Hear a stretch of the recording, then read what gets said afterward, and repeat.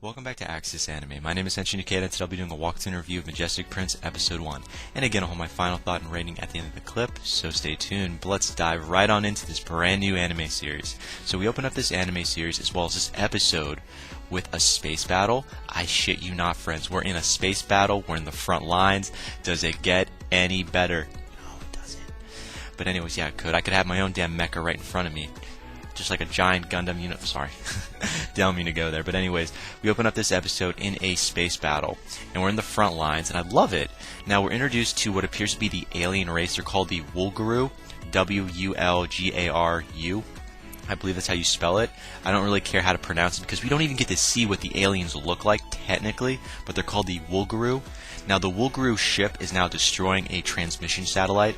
So I thought, okay, this is getting better. It's getting epic already. I love it. However, we are taking to a little cutscene with a new character. His name is Lieutenant Smith, Lieutenant John Smith. I'm like, okay, fancy name, Lieutenant John Smith. Come on, be original. Come up with something that's not already that identical to something from Pocahontas, for God's sake. But anyways, we see this new character. His name is Lieutenant John Smith, and he's being asked to head to the command room. Like, oh, this can't be good. So apparently, again, his name is John Smith, Lieutenant John Smith, and he's pointing out to all these guys in this room, and girl, that at this rate, the Undina base is doomed. So this Lieutenant John Smith is telling everyone, I guess within this command room, that they're pretty much fucked. This base, it's not going to last. I'm like, okay, thanks for the good news. Apparently, the UPI army should fall back. That's what he's recommending to everyone. It should fall back. Well, obviously, you're being hit this hard. Of course you want to fall back. Now, we're taking to a different scene with this commanding officer. So we see this commander, and he wants to retreat, and the UPI army will abandon the Undine base. So he basically wants to retreat as well, and he wants his men, as well as the rest of the army that's at this Undina base, to retreat, to abandon it. Okay, yes, it makes sense. You're in the middle of war, but still, we don't know a lot of information about the situation right now, so you really don't know what the hell he's talking about. Why would you abandon a base this close to Earth, or a planet that looks like Earth? Me, I wouldn't abandon it. I would fight, keep it as long as possible, and then blow it up in the enemy's face. But he did not make any plans like that. He's not going to blow up the base. He's not going to do anything suicidal. He was just going to evacuate the building, per se. Nah, not a good commanding officer, in my opinion. But again, I don't know a lot about this person. So we are taking to a different scene with a new character, Commander Simon. I love a commander with a really small name, Simon. Come on, Commander Simon. Okay, I'll bite. I can't wait to see more about this character, or at least hear more about him. But anyways, we're taking to this little cutscene with Commander Simon. Love this character's name, by the way. He's from the MJP, and he's from Secret Service. And he has like a scar on his face, and I love it. I mean, for a good character, or at least I believe he's a good character, he looks pretty good. Dignified, mature, and has a scar. I love doing this because I love characters with scars. It's even better when they have an eye patch. But sorry, I digress. But again, that's where we open up with. Moving on past that, we are taken to a new location. Apparently, we're taken to a mock battle start, if that makes any sense. So we're taken to a new location. I believe it's still the same day, of course, within the episode. And we're seeing this group of kids, and they're doing a mock battle. Again, they're just training. It's not a real battle they're having. They're doing a mock battle. But it's in a different location, so they're not even privy to the war that's actually happening. They have nothing to do with what's happened previously at the beginning of this episode. They're just doing a mock battle. And then we're introduced to all the main characters. Like he's sitting down. So we start off by seeing Hitachi Azuru. He's a pilot. Again, his name is Hitachi Azuru. Then we see another character called Iri Tamaka, and it's a female pilot. Kind of, I don't know, cute, but not realistically strong in my opinion. The next character, Kei Kukamaya. I always pronounce her last name wrong. Her name is Kei Kukamaya, and another female pilot. Definitely interested to know why they're having so many female pilots, because usually in a mecha series, we don't see a lot of female characters, unless it's an all-female character crew. You know, that's the only other explanation, like Sakura Wars. Just putting that out there. Again, the only other anime series that comes to mind that I've seen all women was Sakura Wars. There's probably a couple other anime series that I've probably left out, but I just don't have enough time to cover that. But again, we have 2 female characters and 1 male character within this group that are doing a mock battle, and it gets better. Sergyu, yeah, a character by the name of Sergyu Ataru. Love this character, but he seems kind of small. like from XL World Small, if you get where I'm going with this. Definitely worth mentioning. And then Asagi. Yeah, another character. I love Asagi. He seems like Athrun Zala from Gundam Seed. You know, headstrong, cocky. But again, we see Asagi. He takes the lone wolf approach in this mock battle. So Asagi goes out on his own. He's doing the whole lone wolf thing. And guess what? Tamaki, she joins him. Like, come on. The lone wolf thing, you're going to regret this.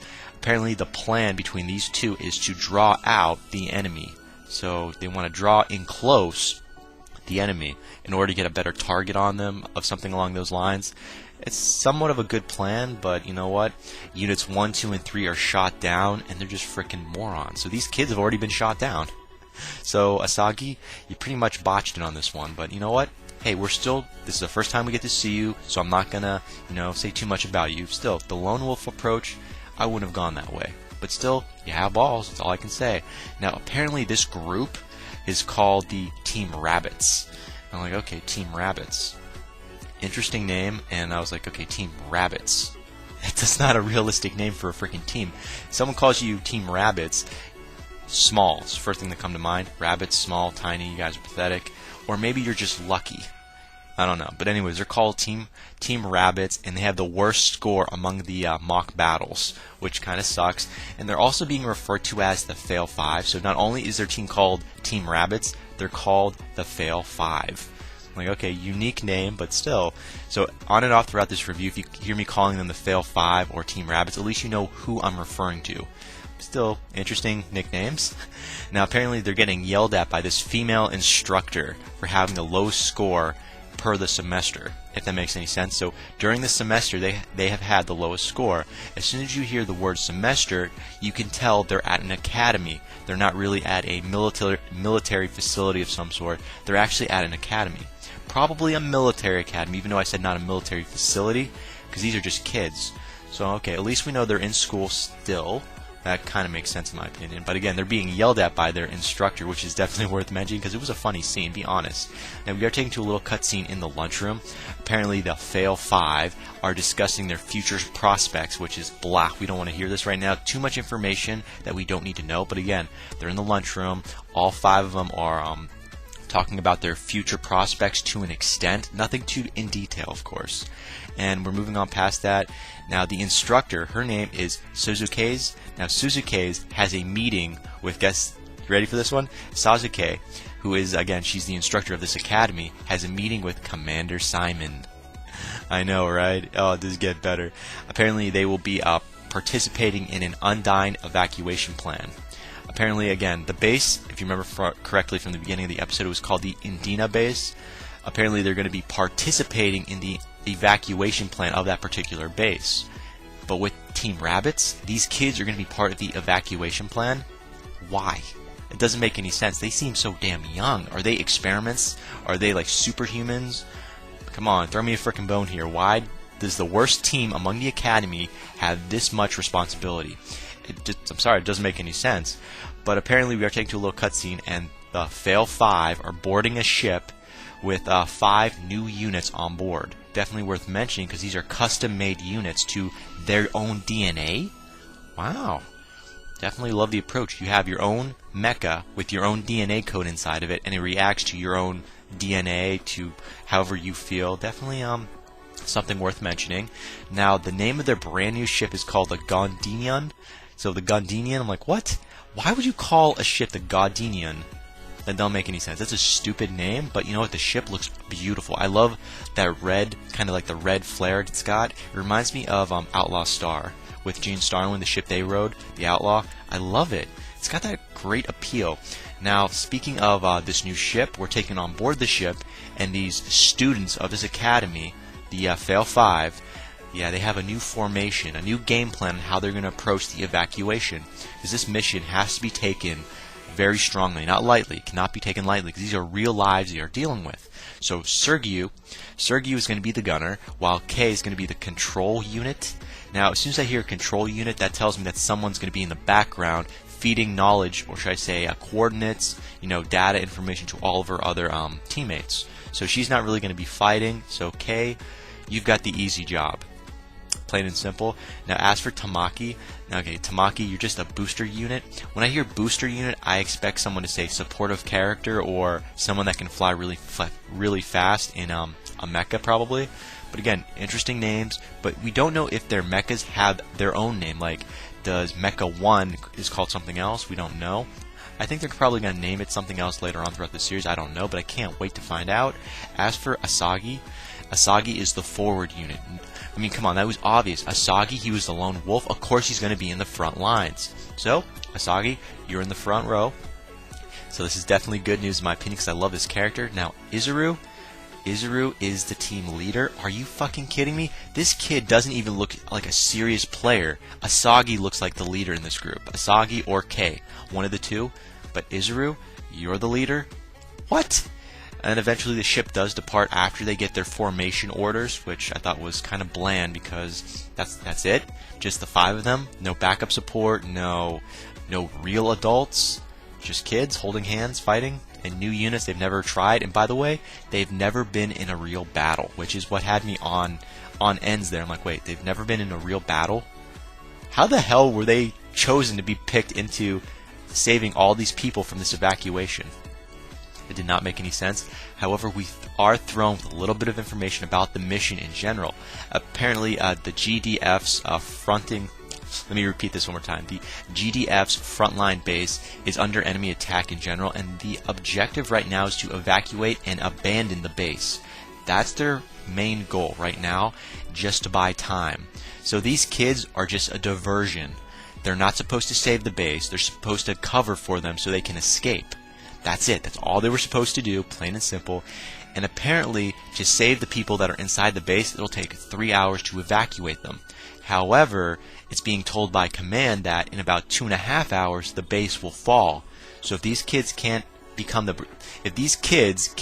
buy these people time on the base that they're abandoning, then they're pretty much fucked. And then it's pointless to even have them there. So this is getting really interesting. I can't wait to see what's going to happen. Now we are taking to an interesting little cutscene, probably my favorite scene throughout this episode, next to the ending of this episode, of course. We're taking to a little cutscene with Commander Simon, and he's also on board the Gundinian, and he's with the instructor, of course, and he's asking each one of the pilots, what are your dreams? Okay, why the hell would you ask kids what are their dreams when you're about to throw them into a fight for the first time? Are you expecting them to drop like flies? Are you sending them on a suicidal mission without getting to know them? This is your best way of bonding with them? I think so. And it definitely was worth mentioning. And it was funny. I mean, Commander Simon asked, what are your dreams? It's like saying, okay, you guys are going to die, so you may as well tell me what your dreams are so I can forget about it later on. Like, okay. So we're taking to a little cutscene with Asagi. And guess what? Asagi, you suck. Plain and simple, man. Asagi, you suck. You give the basic answer that every pilot is going to give you. Asagi, he basically says, these are my dreams. I want to fight a piloting, cutting-edge unit and be a member of the GDF. So he basically wants to fight a piloting and cutting-edge unit, and he wants to be a member of the GDF. That's a military answer. That's not a realistic answer. And guess what, Sergio? Screw you, man. Sergio, you say the exact same thing as Asagi. You're like, you know what? Same thing as Asagi. Like, come on. Where's the independence here? Where's the unique answers? Now, Kei, you surprise me. You say, I never gave a lot of thought into it. Okay, not only are you a girl in a unit, so you're going to have it hard because you're a woman, but you say the dumbest answer for a woman you can say. You don't know? You've never given it a lot of thought. Then why the hell did you join? Or how did you join to begin with? Did he just pick you out of a hat? Are you a super genius that got thrown into the mix? Is your parents or one of your parents a diplomat or high-rank official? Okay, you just... girl? Pissed me off there. I was hoping for a really ecstatic answer. Now, as for Tamaki blushes and she doesn't even give a real answer. So suffice to say, Tamaki, she just wants to marry a guy, date a guy. That's it. That's her dream. But she doesn't have to say it. You can tell by the expression on her face. She was blushing. Now, moving on to Izuru. Izuru, okay, you get the brownie points here. You said you want to become a hero. Izuru wants to become a hero. Well, guess what, buddy? You came to the right place. Just don't die. Plain and simple. Izuru, you're freaking amazing. You want to be a hero? More power to you. I want to be the villain. Let's meet on the battlefield. Now, Izuru is also a really good artist, which I definitely thought that was worth mentioning. I mean, Izuru, not only is he in the military per se, this academy-style military facility, But he's also an artist. Definitely, so he's got a soft side. I like that. Now, before they can go into any more depths on what their dreams are and blah blah blah, the operation begins. Now, moving on past that, we find out the enemy is attacking in 3 different waves. So the Woolgru, which is the enemy race, of course, they're attacking in 3 different waves, and the Fail 5, they're not looking good right now. So Team Rabbits, yeah, they're not looking really good, because this is the first time they're piloting their new mechas, their new units, and they suck. They can't even master shit right now. However, I'm not giving them enough credit. They managed to eventually understand how their mechas work and whatnot, and they're able to take out a few of the enemies in general, stall for time, and eventually the evacuation is complete, which kind of pissed me off. I'm like, really? That's it? It's complete? There wasn't no dialogue, really, not drawn out dialogue. It was just, they're dead. It's done. I thought that was definitely worth mentioning. It was kind of funny. However, okay, this was I definitely thought was worth mentioning. Team Rabbits, they noticed inside the Andina base that there still are some people there in the residential area.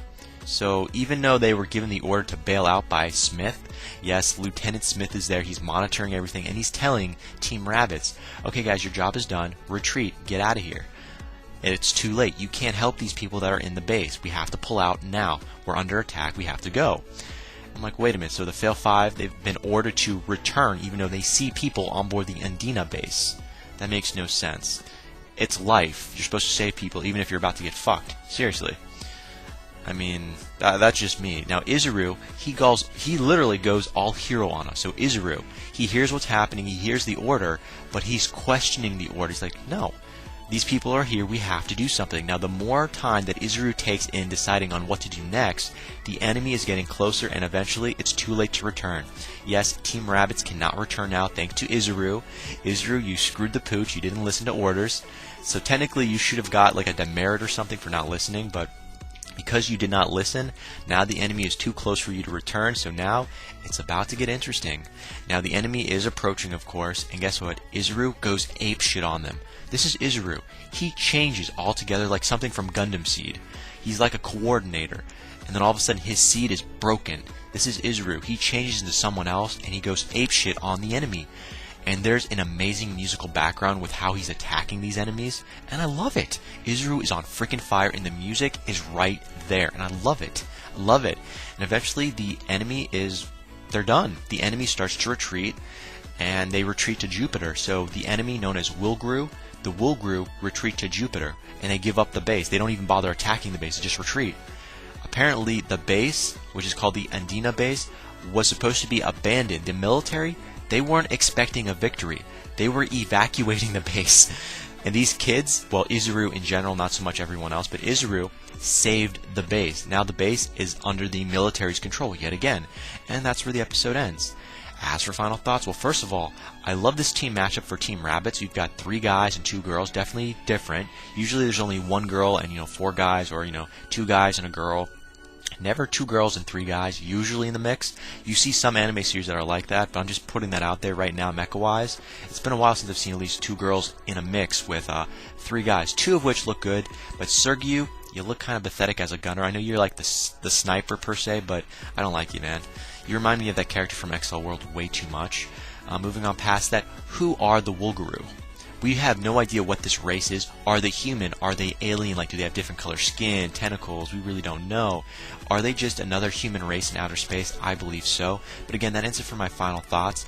As for my rating, 4 out of 5. I'm giving this a 4 out of 5 because it's a damn mecha series, and I love mecha series. The fighting, definitely there. The drama and the romance, you can see that in Tamaka, kind of, because she has these like love interests with other guys, but that's about it. There's nothing so special. Information, yes, we got a lot of information thrown at us all at once, and I love it.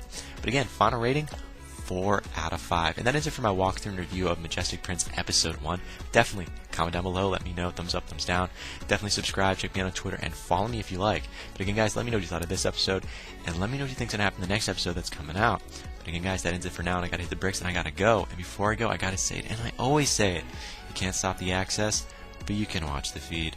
I'll see you later, guys.